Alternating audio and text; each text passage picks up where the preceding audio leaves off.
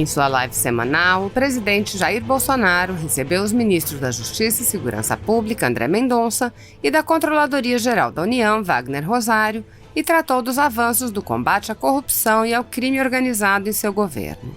Bolsonaro e os ministros mostraram como seu governo, além de não praticar a corrupção, combate os problemas existentes e cria ferramentas para evitar problemas futuros. Bolsonaro voltou a rebater a velha imprensa por tentar associá-lo ao senador Chico Rodrigues, que foi pego com dinheiro entre as nádegas em uma operação da CGU com a Polícia Federal, e falou sobre a decisão do Supremo Tribunal Federal relativa à soltura de um líder de facção criminosa. Bolsonaro lembrou que foi responsabilizado pela lei utilizada por um ministro para soltar o criminoso e apontou que a maioria do tribunal decidiu que a lei não permitia a soltura. Assim está. Elisângela, que dia é hoje? Dia 15? Tá valendo? Boa noite. Quinta-feira, 15 de outubro, 19 horas. Brasília. À esquerda aqui é a Elisângela, nossa intérprete de Libras. Aqui o Wagner Rosário, capitão do Exército, concursado na CGU e ministro da Controladoria Geral da União. E à minha direita aqui, o nosso prezado pastor André Mendonça, ministro da Justiça. Anteriormente estava na Advocacia Geral da União. Então vamos começar essa live, né? Agradecer aqui o programa Os Pingos dos Is. Já começou lá? Que está nos acompanhando aqui com o seu sinal. Hoje, dia do professor. Rapidamente apresentar aqui um trabalho que foi construído pela CGU e também pelo Ministério da Educação, onde ele criou aqui um kit, né? Bem diferente daquele kit lá de trás, né? Aqui é o kit um por todos, todos por um, pela ética e cidadania, é o material do professor. Então o professor já está rodado o material, vai começar a receber brevemente isso aqui, não tem tanta pressa porque as aulas não estão sendo aí presenciais, infelizmente, tá? E tem também a versão, também digital. Versão digital. Todo digital. Material digital e... Aqui o kit pro professor e também tem um kit para o aluno.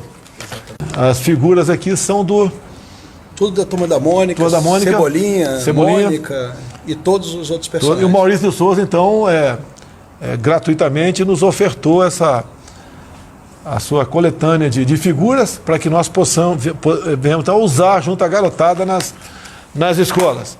Então tem tudo aqui, tem joguinho de ludo, tá? Tem jogo da memória, só recortar e jogar. Alguma coisa mais, Wagner? Parabéns ao Wagner, que foi uma iniciativa da CGU, juntamente com o Ministério da Educação. Agradecer ao Instituto Maurício de Souza pelo apoio, o nosso ministro Milton também, que vem nos apoiando, e juntar toda a sociedade para a gente realmente levar ética e cidadania para essas crianças, presidente.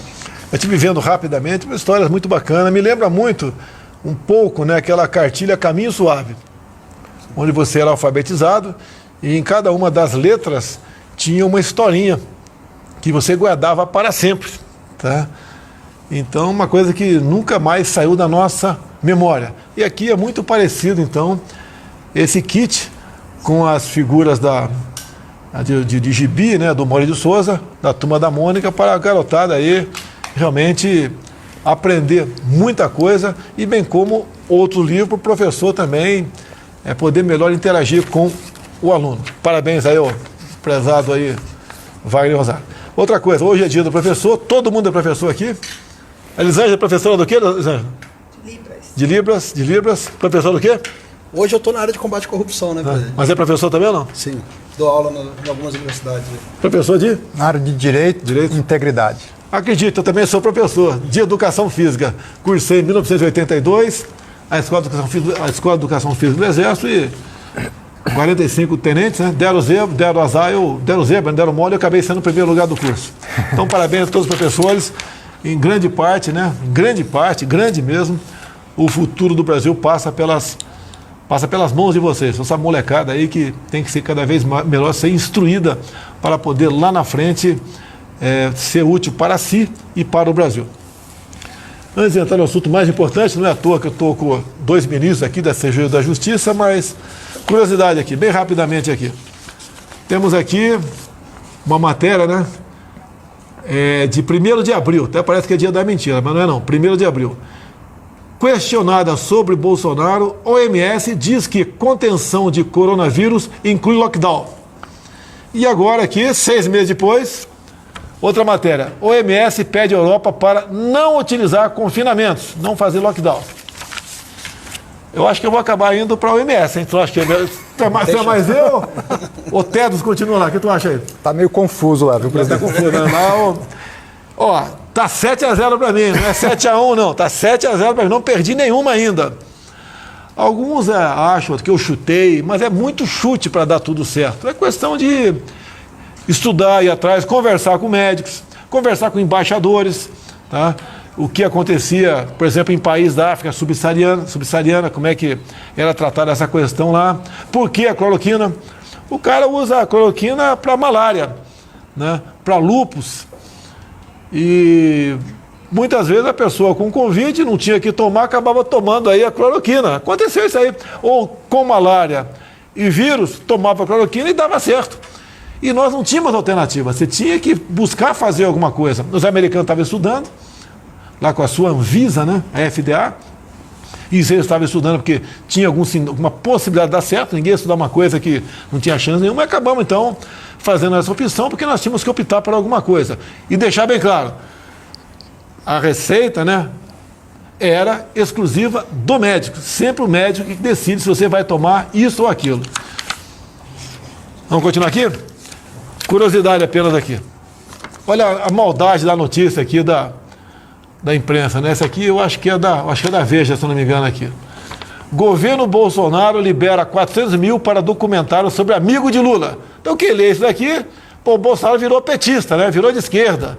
Apareceu a verdadeira face dele. Detalhe, essa emenda aqui é a emenda impositiva de um deputado do PT de São Paulo. Então chega, isso aqui no caso foi lá para o Ministério do Turismo, que foi ali para a Secretaria de Cultura, e o secretário liberou, porque a emenda impositiva tem que liberar. Eu jamais destinaria recursos públicos para fazer um filme sobre amigo do Lula, jamais. Mas esse deputado do PT de São Paulo resolveu fazer isso aí. Agora, outra coisa, né? Repito, emenda impositiva. Arredondando números, nós temos aproximadamente 600 parlamentares, entre deputados e senadores.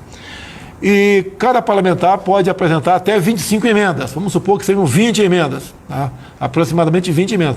Então são 12 mil emendas. Vocês querem que eu tenha controle de 12 mil emendas? E mesmo que tivesse, o que ia adiantar se ela é impositiva? E o montante de 12 mil emendas são de aproximadamente 9 bilhões de reais. Tem deputado e senador que apresenta para causas excepcionais, né? Outros acham que ser excepcional é fazer um filme aí sobre um amigo de Lula. Agora emenda o orçamento. De vez em quando tem coisa errada lá, o pessoal na ponta da linha faz o que não devia fazer com a emenda? Tem.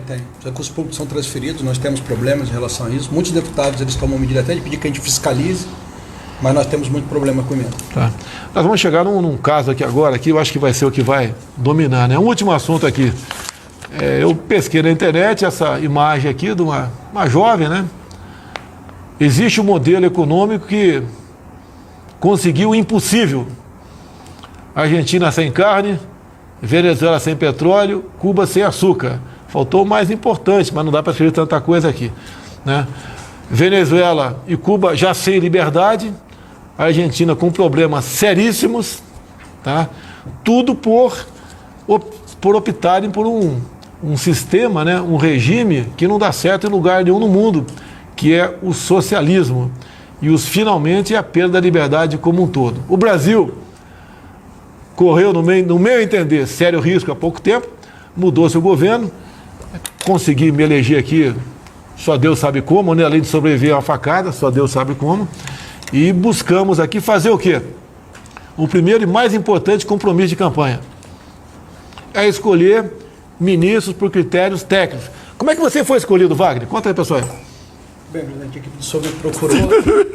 Eu já estava tendo contato com ele, perguntou se eu tinha interesse. O senhor teve uma conversa comigo rápida, me conheceu, o senhor não me conhecia antes, e me fez o convite basicamente pelo critério, pelo meu currículo que eu apresentei para o senhor. Fez academia junto comigo, concursado da CGU, já tinha experiência de lá, e basicamente o que eu pedi para ele? É levar com muita seriedade a sua função na Controladoria Geral da União para ajudar a combater a corrupção. E também, em muitos momentos, né, até de forma preventiva, porque quando você pega um cara, o que Já falhou atrás. Já falhou atrás, mas o cara do lado que está pensando em fazer besteira já vai dar uma recuada. André, como é que você foi escolher, André? Meu currículo chegou à equipe de transição. Eu tive uma entrevista durante umas 3 horas com 3 auxiliares diretos do senhor. Quer falar o nome? Pode falar. Não tem Pode? problema. Pode falar o nome aí. Jorge, que mais? Futuro O Futuro está concursado aqui. e o próprio Wagner Rosário. Ele foi teu... foi teu jockey? Aí ficamos durante 3 horas e meia conversando e eles me perguntando. E depois disso, alguns dias, eu recebi o telefonema que o senhor queria me conhecer. Não houve nenhum apadrinhamento. O senhor me conheceu no dia, eu conheci o senhor no dia. E eu fiquei sabendo que você era do Vado Ribeira depois que... Só depois. Só depois. É de Miracatu, Vado Ribeira. Daqui a pouco vão falar que um compadre meu. Não tem nada a ver. Não tem nada a ver. É evangélico, é pastor, é uma pessoa excepcional, faz um brilhante trabalho no Ministério da Justiça, que é um ministério difícil também, não é fácil tratar desses assuntos. E todo mundo aqui se conversa. Não tem... eu devo o meu ministério a tal grupo. Ele aqui deve para outro grupo. Então, para servir não a nação, mas aquele grupo, não conversam entre si. Eu já vi no passado, né? O ministro falou o seguinte: não devo satisfação a você, eu devo a esse grupo que me nomeou. Isso não existe. Aí vem, no meu entender, tá, o segredo de não haver, ou até o momento, pode ser que apareça, né, não haver corrupção em meu governo. Em meu governo não tem corrupção, até o momento 0. Agora, a má-fé da imprensa e de alguns internautas, a gente sabe que o objetivo é sempre tentar o desgaste, né? É dizer que eu disse que não tem mais corrupção no Brasil. Ninguém falou no Brasil, falei no meu governo. O que é o meu governo? São os ministros. No caso, atualmente, 23 ministros. O que era comum no passado acontecer? Corrupção no Ministério do Transporte era muito comum. No Ministério da Saúde, era muito comum também. Ministério do Desenvolvimento Regional, também. Tá? Pode estar havendo corrupção em algum setor? Pode, porque não é fácil você administrar. Por exemplo, o Rogério Marinho tem 20 mil obras em execução. Como é que ele vai tomar conta dessas 20 mil obras? Ele faz em cima do critério da confiança, pede apoio à CGU. A CGU tem um trabalho excepcional no combate à corrupção. Fala alguma coisa para a gente, Wagner. Presidente, eu falo que muito desse trabalho que vem, desse resultado que o senhor tem para apresentar hoje do governo sem corrupção, ele vem de algumas medidas que o senhor tomou no início do governo. A primeira dela é o decreto 9727, que criou critérios mínimos de preocupação de cargos. Hoje, qualquer um que é indicado para o governo, que vem, porque são muitos cargos no governo, o senhor indicou diretamente os ministros, mas tem outros cargos, essas pessoas passam por uma verificação sobre o currículo delas e sobre os antecedentes morais dessa pessoa, se ela respondeu o processo, se ela já foi condenada. Isso também evita problemas. E outro ponto importante, que é bom ressaltar aqui hoje, nós atingimos ontem 100% dos órgãos de administração direta autárquica fundacional, todas as autarquias, todas as fundações e todos os ministérios do governo, todos eles têm hoje uma unidade de gestão de integridade implementada que trata de assuntos de detecção de casos de corrupção, de prevenção e de sanção. Esse é um ponto importante, o senhor vem desenvolvendo isso aí e os resultados são apresentados a partir desses dados que nós não encontramos corrupção na cúpula do governo.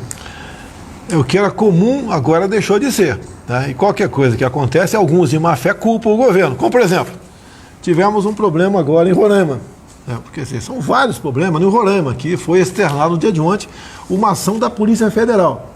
Como é que começou essa ação da PF? Quer começar, Wagner? Agora o senhor primeiro. A Polícia Federal tem feito, ao longo dos últimos meses, uma série de verificações, junto com a Controladoria Geral da União, da aplicação dos recursos da saúde para o combate ao Covid. A Controladoria verifica possíveis indicativos de fraude comunica à Polícia Federal e se inicia um processo de análise de tudo o que está acontecendo. Esses recursos são passados para os estados e a gestão, a responsabilidade pela administração e aplicação desses recursos é dos estados. E nós temos verificado, lamentavelmente, nós somos contra pena de morte, mas... Eles levam à morte muita gente por desvio de recursos. Por desvio de recursos na área de saúde, presidente. E, lamentavelmente, autoridades dos estados, segundo as apurações, as investigações feitas pela Polícia Federal e pela CGU, pelo Ministério Público, e com a aprovação e acompanhamento do Judiciário de aplicação irregular desses recursos. Em Roraima, o que se verificou foi um repasse desses recursos para o governo do estado, foi para a Secretaria de Saúde do estado e na aplicação por parte da Secretaria de Saúde do Estado possíveis irregularidades que a Polícia Federal e a CGU verificaram. Houve uma decisão do Supremo Tribunal Federal respaldando a operação e a busca e apreensão e, no caso, a Polícia Federal e a CGU executaram o mandado da Justiça. Quando eu falo não tem corrupção no governo, eu repito, não tem. O que é o governo? São meus ministros. Tá? Se tiver algo errado no ministério meu, a investigação vai acontecer. Qual é a responsabilidade minha? É fazer com que se aprofunde a investigação para punir os possíveis culpados. Agora, até o momento zero. Há pouco tempo, né, faz parte do meu governo também, as estatais. Você se lembra como era a Petrobras? O escândalo da Petrobras, um atrás do outro. Tá? Vocês lembram também a questão do BNDES, usar recursos do BNDES, do povo, para fazer obras fora do Brasil. E com toda certeza, não posso afirmar, né, parte desse recurso poderiam estar voltando para quem liberou aqui o recurso aqui do Brasil. Pode ter acontecido, que afinal de contas é muita caridade com certos países aqui da América do Sul e da África, e também da América Central. Tá? É como o Porto de Mariel, por exemplo. Então, a corrupção... Aí sim pertence ao governo, e alguns querem dizer que o caso de Roraima tem a ver com o meu governo, porque ele é meu vice-líder. Olha, pessoal, eu tenho o total de 18 vice-líderes no Congresso, 15 na Câmara, que foram indicados pelos respectivos líderes partidários, e 3 no Senado, que é de comum acordo. Tá? Esse senador, ora nesse caso em Roraima, é uma pessoa que gozava do prestígio, do carinho, de quase todos. Eu nunca vi ninguém falar nada contra ele. Aconteceu esse caso, lamento. Hoje ele foi afastado da vice-liderança. Agora, querer vincular o fato de ser vice-líder à corrupção do governo, não tem nada a ver. E olha só o que a imprensa faz. Olha a revista Veja aqui. PF encontra dinheiro no cofre de vice-líder de Bolsonaro. Tá? Aqui a Folha sem comentário. PF apreende dinheiro entre as nádegas de vice-líder do governo Bolsonaro. Tentando vincular a mim o tempo todo. Estadão. PF encontra 30 mil na cueca de Chico, vice-líder do governo Bolsonaro. Eu o tempo todo tentando me vincular à corrupção. Pode haver corrupção no meu governo? Acontecer? Pode. Nós vamos tomar providência. Esse caso não tem nada a ver com o meu governo. Repito, o meu governo são os ministros, estatais e bancos oficiais. Mais alguma coisa? Se o senhor quiser que eu explique... Explica aí, vai lá. É importante também te lembrar que os trabalhos conjuntos da CGU com a Polícia Federal, ela é o nosso principal parceiro nessas investigações, e eu vou só dar alguns números para que a gente tenha noção. Só esse ano foram 67 operações conjuntas, né, que apontam aí para um prejuízo de cerca de 1,1 bilhões de reais. Dessas 67 operações, 29 tiveram iniciativa das investigações na CGU, 29 na Polícia Federal. Empatou por coincidência. Empatou. E 9 no Ministério Vamos lá, se eu tivesse influência, quisesse influenciar, não quisesse que investigasse alguma coisa, não teria botado uma pessoa como o Wagner lá. É muito simples. Agora, o que dói é você trabalhar com um desgraçado e uns idiotas aí, né, te acusar de corrupção. Vou repetir aqui, pessoal aí do Pico do Rio já sabe disso. Quando eu assumi, vinha um contrato de publicidade da Petrobras com uma escuderia de Fórmula 1. 750 milhões em 5 anos. Isso dá 150 milhões por ano. Tá? Liguei para o presidente. Acaba com esse contrato. Ele me retornou. Não existe cláusula de distrato. É isso mesmo? Não existe. Se vira, pô. Ele conseguiu se virar e acabou extinguindo esse contrato. 750 bilhões, com todo respeito, jogado no lixo ao longo de 5 anos. Vocês acham que a gente não está preocupado em combater corrupção? Isso, para mim, beira a corrupção, para ser educado.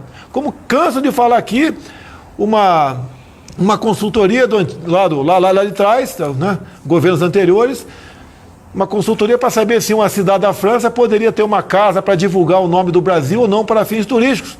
A resposta foi numa lauda, não. 5 milhões de reais. Eu aviso, você deve estar fazendo acompanhamento, pedir para você, de consultorias. Sim. Se tiver meu governo, ministro que se cuide, pô. Tá? Consultoria. Não tem papo, mas a princípio, com todo respeito, muitas consultorias, a maioria delas, não tem cabimento, ainda mais pelo valor que se paga. Contratos publicitários também. Nós estamos de olho nisso aí no meu governo. E os ministros sabem disso. Então o que acontece? Não me interessa a gente descobrir algo errado lá na frente. A gente quer evitar que aconteça. Presidente, estou há 20 anos no Serviço Público Federal. 12 deles trabalhando no combate à corrupção. É mais ou menos a história do Wagner. Nunca se teve tanta tranquilidade para trabalhar da forma correta como nós estamos fazendo hoje. Nós temos liberdade para atuação, as áreas técnicas são respeitadas, sempre se procura fazer o correto e dentro do governo nós não podemos dizer que não possa acontecer algo errado, mas toda a estrutura montada, desde a escolha dos ministros, a formatação de decretos, de portarias internas, de órgãos internos, elas são feitas para que não haja corrupção. Então, podem criticar, podem querer vincular, mas é preciso reconhecer que este governo é uma mudança de página na história de corrupção do nosso país. Eu fico triste, diante de tantos avanços, nós vamos chegar em 2022 com o maior efetivo da Polícia Federal. A Polícia Federal nunca trabalhou tanto como tem trabalhado. Nós estamos planejando uma reestruturação para fortalecimento das nossas polícias, com total apoio do governo, da área econômica, de todos os interlocutores, e haver alguma tentativa de vinculação a atos que não acontecem no governo com o próprio governo. Pode acontecer lá na frente, mas até hoje não há. Você pode ver, por coincidência ou não, de final de abril para cá, a PRF e a PF bateram recordes de apreensão de drogas. Tá? Em boa hora até aconteceu aquela demissão, aquele pedido de demissão, na verdade, porque faltavam aproximadamente 10 dias para expirar um prazo de um concurso para a PRF e para a PF também. Graças ao trabalho dele, né, e dos DGs, diretores gerais, que eu indiquei, o Ágil da PRF e o Rolando da PF, nós conseguimos em poucos dias sensibilizar a Fazenda, de modo que estive agora na formatura de 300 PFs. Vai em breve estar em Santa Catarina com 600 PRFs. Dessa mesma leva. E também estamos ultimando 2 editais, deve ser a partir do ano que vem, concurso para mais 2.000 PFs e 2.000 PRFs. Porque que alguém quer demonstração maior do que essa, de que estamos realmente combatendo a corrupção? Agora, não é fácil, a corrupção está enraizada no Brasil coisa de anos. Eu fiquei 28 anos dentro da Câmara. Alguns falam, não fez nada. Ainda bem, né? Você fala que não fez nada. Pior que você falar que tivesse feito alguma coisa de errado. Agora, eu ajudei sim. Tenho 2 projetos, 2 leis de minha autoria, lei simples, sim, tá? Mas ajudei a feitura de muitas outras leis. Consegui evitar que certos projetos fossem arquivados, que seriam, no meu entender, danosos para a sociedade. Agora, a corrupção em si, a coisa é terrível, tá? A determinação para ele, nem precisava dar, e para ele também, fazer com que, de toda maneira, se chegue ao final da linha, se busque os responsáveis, que com esse trabalho, né, consiga inibir, dissuadir os outros a praticá-la. E, no meu entender, o governo está indo bem, não tem ato de corrupção no meu governo, não tem corrupção, não tem. Até eu falei o dia que a Lava Jato, para mim, Para mim não funciona, até o momento não funcionou para mim, para o meu governo. Agora, para o Brasil, está funcionando. E com toda certeza, teremos operações da Lava Jato até o final do ano, com toda certeza. Como teremos mais operações da PF, junto com a CGU, da CGU junto com a PF, junto com o Ministério Público, estamos aí trabalhando. E não tem como alguém acha que dá para controlar a PF. Dá para controlar a PF? Não dá, não se deve e não se irá. Ainda me acusam, aquele processo lá, daquele cara, né, de interferência na PF. Não tem nada, não acharam nada sobre interferência na PF. Tá? Inclusive, eu considero aquilo uma denunciação caluniosa. Vamos esperar o processo chegar ao final para ver o que nós vamos fazer. Tá certo? Uma pessoa que resolveu me acusar do nada. Tá certo? Vamos voltar a esse assunto aqui. Sancionamos a lei que altera o Código de Trânsito. Não era aquilo que eu queria. A Câmara e o Senado mexeram muito. Tá? No meu entender, o projeto deu uma pequena melhorada, não aquilo que eu queria. De mais importante, a carteira nacional de habilitação passou a validade de 10 anos para quem tem até 50 de idade. O meu era até 65. Tá? Não era em causa própria, né, que já tenho 65, mas com todo respeito, acho que ele tem 65, hoje em dia, está muito bem. Olha o Augusto Nunes aí da Jovem Pan. Tem cara de 50, está muito bem, mas deve estar na minha idade, eu talvez um pouquinho mais. Está em plena forma, sem problema nenhum. Tá? Então, até 50, 10 anos, até 70, 5 em 5 anos, acima de 70, 3 em 3. Daqui a pouco eu vou ter que estar no 3 em 3. Pô, brincadeira, mas tudo bem. Vamos tentar. Agora não, porque o projeto acabou de sair da Câmara, nós sancionamos aqui, não é o caso. O ano que vem a gente apresenta um novo projeto para mudar essas coisas. Como nós fizemos aqui, o pessoal pode achar que não é importante. Conversei com o da Marinha, conversei com o almirante da Capitania dos Portos e simplificamos a habilitação para a motonáutica, pessoal de jet ski, simplificamos, era 3 horas de prática, passou por 1h30, simplificamos bastante isso daí, porque em certos países você se habilita você assina um termo de responsabilidade e vai pilotar jet ski. Se você quiser na minha região pobre, mas linda, Vado Ribeira, por exemplo, e andar de jet ski lá no Vado Ribeira, se tiver, não tem, né? Mas se tivesse lá em Registro, 7 Barras, Iporanga, Eldorado, alguém com jet ski ali para alugar, você não ia poder alugar, se não tem habilitação. Tá? E termo de responsabilidade. Tem que facilitar as coisas, confiar nas pessoas. Mas tudo bem. Último item aqui, para a gente ficar aberto a perguntas, né? Bem, só curiosidade aqui, o Supremo decidiu agora por 9-1 que aquele mega traficante devia permanecer preso. Então, quando saiu a decisão monocrática de um ministro, pela sua liberdade, eu apanhei. Foi a lei do Bolsonaro que ele sancionou em dezembro que permitiu a soltura do mesmo. Bem, vamos lá, apanhei bastante. Eu sou culpado de tudo, né? Responsável por tudo aqui no Brasil. Então, quando ele foi posto em liberdade por uma decisão monocrática de um juiz, de um ministro, deram pancada em mim. Agora, 9 outros ministros falaram que devia estar preso. E aí? Quem está certo, quem está errado? Os 9 ou 1? É você que decide aí, que eu não vou entrar nessa polêmica, eu não sou ministro do Supremo Tribunal Federal. Eu, por exemplo, jamais botaria em liberdade um elemento como esse, que com toda a certeza, de forma direta ou indireta, matou, né, muitos policiais pelo Brasil todo, levou a desgraça a muitas famílias que se perderam, né, que entraram em desespero por ver filhos envolvidos em drogas, mortes, etc. E a lei aqui, a lei 13.964, eu não vou discutir aqui porque é interpretação, cada um interprete aí da sua maneira, né? Mas a minha maneira de interpretar aqui, o juiz poderá, se apoderar, não pode.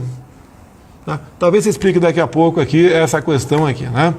E também uma das coisas, essa lei aqui, texto semelhante existe em muitos países envolvidos do mundo, e aí a ideia aqui no Brasil, eu já vi acontecer.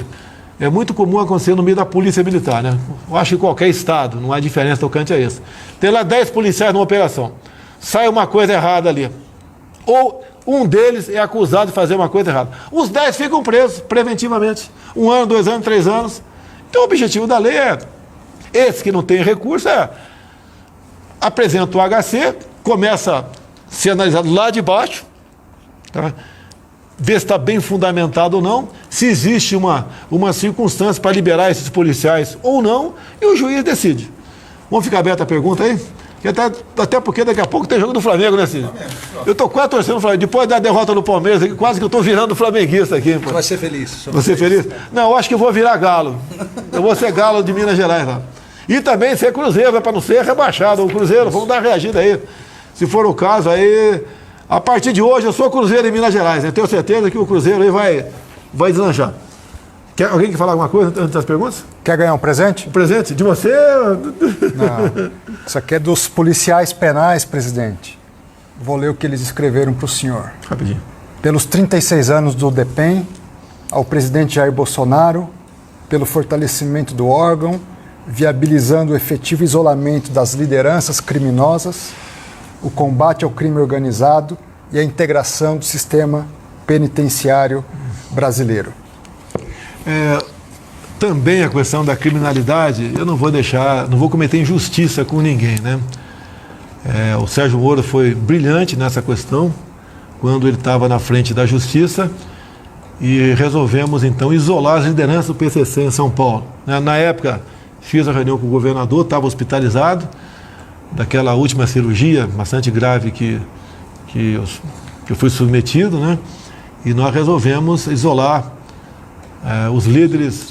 Então, foi um trabalho da nossa equipe naquele momento, Sérgio Moro, o Dória participou também, e teve uma reunião comigo no dia anterior, conversei algumas coisas com ele, do que poderíamos ou não podíamos fazer, efeito colateral, consequência, etc. E cumprimos ali, da minha parte, né, praticamente cumprimos tudo que havia combinado, né? E foi um sucesso. E retirar, então, o comando do crime organizado de presídio, onde não existia maneira, né, ou não queriam controlar o contato dessas lideranças com o mundo aqui de fora. Ok? Pergunta aí. Vamos lá, Cid. Augusto Nunes. Augusto Nunes. Boa noite, presidente. Boa noite, ministro André Mendonça. Ei, ministro. Eu pergunto ao ministro da Justiça e da Segurança Pública quais são as principais carências no sistema de proteção e defesa das fronteiras. Obrigado. Bom, primeiro dizer que o problema das fronteiras brasileiras é um problema histórico. Primeiro, pela própria geografia.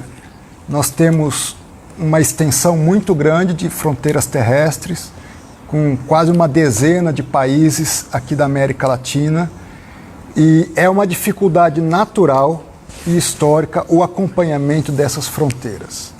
O que nós estamos fazendo? Investindo em tecnologia, integração e cooperação. Com quem? Com as polícias estaduais. Hoje nós mantemos uma operação com cerca de 800 homens dia para o acompanhamento das nossas fronteiras. Temos batido recordes em apreensão de drogas nas nossas fronteiras. É um trabalho das polícias federal e das polícias estaduais, civil e militar. A Polícia Rodoviária Federal também integrada nesse processo. O Ministério da Justiça tem custeado as diárias desses policiais, e eu posso dizer que nós estamos tornando cada vez mais difícil o tráfico de drogas. Estamos aperfeiçoando o trabalho com a Força Aérea Brasileira, atuando também na questão do tráfego aéreo, e nesse sentido nós vamos continuar o trabalho. Estamos investindo em radares, presidente. Tivemos em Corumbá. Em Corumbá, também em Porto Murtinho. Porto Murtinho tem mais uma cidade também, que vai ser colocado um radar. Dourados? Não vai ser, acho que não é Dourados, não. Mas também a gente vai lembrar aqui. Então, Corumbá está instalado, funcionando. Pega aviões a baixa altitude, estivemos lá na inauguração. Tem mais 2 agora, de Porto Murtinho e mais um município ali, de modo que vai estar totalmente vigiada a fronteira com o Paraguai.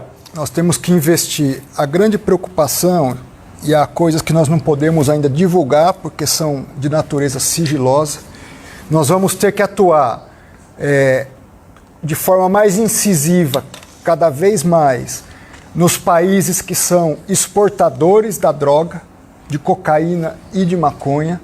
e também fazer um trabalho forte na saída, que são nos nossos portos. Então, há um trabalho em planejamento que envolve, inclusive, uma parceria com outros países para dificultar a entrada e a saída da droga no comércio internacional. O Brasil hoje precisa e vai liderar esse processo de combate ao tráfico de drogas e o crime organizado, presidente. A fronteira, o Augusto, são 17 mil quilômetros de fronteira, a maioria fronteira seca, né? Até pedi o pessoal levantar aqui para mim rapidamente a distância em quilômetros da fronteira com o Paraguai, com a Bolívia, Colômbia, Venezuela, Peru. Colômbia, é um mundo aqui. A americana, se não me engano, são 3.400 com o México. Qualquer dessa fronteira, daí para mais. Tá, ultrapassa. São 17 mil terrestres. Tá dificuldade. Por exemplo, hoje, Augusto, nós aí, foi ontem, na verdade, publicou no DO de hoje, por portaria, nós abrimos a fronteira terrestre com o Paraguai. Tá? Aí você vai nas minhas mídias sociais e vê quando tem um cara reclamando lá. Tá, abriu para facilitar a entrada de arma, munição, ou para traficante fugir para lá. Por que não fazer um muro com o Paraguai? Tá? Então, a gente sabe, são propostas absurdas, tá certo? Mas isso revela, porque você vai lá no perfil do caboclo, né? É uma pessoa simples, não é um militante da direita ou da esquerda, é uma pessoa simples, tá certo? Que dá a sua opinião. Agora, para essa pessoa entender realmente o que nós podemos fazer e como devemos trabalhar, é outra história. Eu quero aqui fazer justiça. 2 anos antes das eleições, eu estive em Dourados, Mato Grosso do Sul, e visitei um tal de DOF, o Departamento de Operação de Fronteira da Polícia Militar de Mato Grosso do Sul. Ou seja, eles lançam, né, 2, 3 veículos, né, com GPS, obviamente, lançam naquela fronteira seca enorme, que eu conheço muito bem, e ficam fazendo operações inopinadas, tá certo? Inopinadas. E consegue realmente apreender muita droga, muita munição. Tá? Isso pode ser, até me deu ideia aqui, talvez levar para o João Fernando da Defesa esse modelo de operação para ver se as Forças Armadas, que poderiam fazer, no meu entender, com muito mais propriedade, mais meios, temos um efetivo grande na fronteira, para trabalhar dessa forma, porque em havendo operação, além dos radares agora, operações inopinadas, você vai pegando aí pessoas, né, mesmo sendo uma aqui e outra colar, mas você vai inibir isso aí, é a maneira que nós temos de trabalhar. 3.400 sobre fronteira com o México, né? Com a Bolívia, 3.500 é maior. Peru, 3.000, quase a mesma coisa. Venezuela, 2.200. Colômbia, 1.600. Paraguai, 1.300. Argentina, 1.200. E Uruguai, 1.000. É um trabalho diário e que tem que ser crescente. A menor fronteira é com o Uruguai, mas o Uruguai não é tanto comum, não é problema para nós. É o Paraguai. Conversei com o marido por telefone ontem sobre a abertura da fronteira. 1.300 quilômetros. 1.300 quilômetros você sai do Rio. Não, é daqui o Rio. É daqui o Rio. Então você sai de São Paulo, sai de São Paulo, vai para o Rio, volta para São Paulo e volta para o Rio. É uma coisa monstruosa. É impossível você tomar conta disso tudo aí. E dizer que esses ilícitos não é só por lá, não. Se eu não me engano, são 8.500 quilômetros de fronteira aqui pelo mar, não é isso? Isso. Do mar, mais ou menos 8.000 km também. Então é uma coisa absurda aí. Outra pergunta aí. Uma pergunta, presidente. Quer complementar dele alguma coisa, pai? Não, tranquilo, presidente. Uma pergunta. Vitor Brau. Ministro, boa noite. Boa noite, presidente. Ministro, queria saber a opinião do senhor a respeito do dispositivo que foi incluído no Código de Processo Penal e que prevê a revisão das prisões preventivas a cada 90 dias. Obrigado, boa noite, presidente. Entender um pouco, obrigado pela pergunta, Vitor. E até posso dar boa noite para os amigos do Pingo nos Is, né, presidente? Esse dispositivo, ele, na verdade, surgiu em função do reclamo de algumas situações de prisões que eram decretadas e nunca ninguém revia. Ficava lá anos e a pessoa presa e o juiz não reanalisava. Então, a cada 90 dias se determina aqui que deve haver uma reanálise, uma nova análise. Agora, essa nova análise, ela obriga a soltura de imediato? Não. E foi o que o Supremo Tribunal Federal disse hoje. Ela demanda uma nova avaliação por parte do juiz, que aí sim, vendo as circunstâncias do caso concreto, se há ou não uma necessidade de liberação ou uma necessidade da pessoa continuar presa. Um caso como esse traficante que foi solto, uma ficha corrida quilométrica, com sangue, respingada de sangue. Nós devemos liberar alguém desse perfil? Não. É evidente que essa pessoa deve permanecer presa e agora nós estamos aí, as polícias todas buscando a prisão desse sujeito. O que eu posso dizer é, da nossa parte, um trabalho incansável no combate ao crime organizado. Nós vamos resolver todos os problemas do país em 4 anos? Não. Mas posso garantir que em 4 anos faremos o que nunca foi feito no combate ao crime organizado. Já está sendo feito, né, na verdade, né? A criminalidade diminuiu no Brasil. Sim. A apreensão de drogas também aumentou. Recordes. Está havendo muita apreensão de dinheiro também por parte da PRF, da PF? Presidente, estou sem os números aqui. Batemos já esse ano o recorde de apreensão de armas, de apreensão de drogas, de bloqueio de bens e valores e de arrecadação com a venda do produto do crime. Eu ouso dizer que o que você apreende é mais do que a folha de pagamento de toda a PF e PRF juntos. Com certeza. Então o Paulo Guedes foi convencido disso daí por ocasião de poucos meses, né? A gente ia reaproveitar 600 na PRF e 300 na PF e deu sinal verde para a gente. Então eram excedentes, deu sinal verde para a gente poder matricular e fazer a respectiva academia, como acabou agora semana passada, se não me engano, da PF, e no final de novembro vamos ter PRF lá em Santa Catarina. Acho que final de outubro agora. Final de outubro agora, né? Início de novembro, acho que nós vamos estar lá. Você vai me convidar para ir? Já está convidado. Você vai pagar 10 comigo lá com a foto? Olha lá, então. Vou preparar a educação física, presidente. Fala, Cid, outra pergunta aí. Mais uma aqui, a última aqui do... De quem que é? Fiuza. Fiuza? Boa noite, presidente Bolsonaro. Boa noite, ministro André Mendonça. Ministro, esta operação da Polícia Federal, que flagrou o esquema envolvendo o senador Chico Rodrigues, está ligada ao chamado Covidão, né, que teve também no Rio de Janeiro resultados muito importantes de revelação aí de crimes com as verbas emergenciais de saúde. O senhor pode nos dar, por favor, um quadro dos avanços dessas investigações em outros estados da federação? Obrigado. Boa noite, Fiuza. Houve também Pará, houve em alguns municípios, salvo engano, de Pernambuco, houve também em alguns municípios do Rio Grande do Sul. Rio Grande do Sul, o pessoal vendendo material de limpeza para desinfetar